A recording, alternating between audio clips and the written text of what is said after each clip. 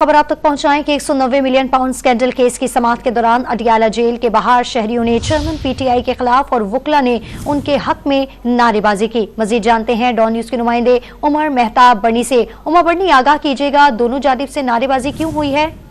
उमर बर्नी से हम दोबारा राब्ता करने की कोशिश करेंगे। अपने नाज़रीन को अहम खबर दे रहे हैं कि 190 मिलियन पाउंड स्कैंडल केस की समाअत के दौरान अडियाला जेल के बाहर शहरियों ने चेयरमैन पीटीआई के खिलाफ और वकला ने उनके हक में नारेबाजी की है। तफसील जानते हैं उमर से। जी उमर बर्नी, बताइएगा।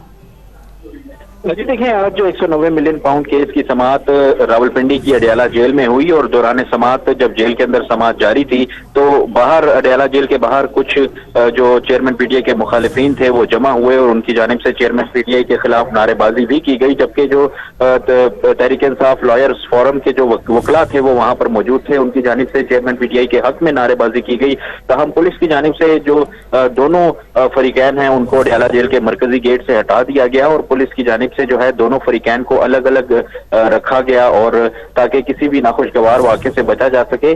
जो नारेबाजी थी वो भी होती रही, उनके हक में भी नारेबाजी होती रही और उनके खिलाफ भी नारेबाजी होती रही। तहम जो चेयरमैन पीटीआई के हवाले से जो 190 मिलियन पाउंड केस की समाअत थी वो अडियाला जेल में जारी रही। जी, बहुत शुक्रिया तफसीलात देने के लिए उमर मेहताब बर्नी आपका।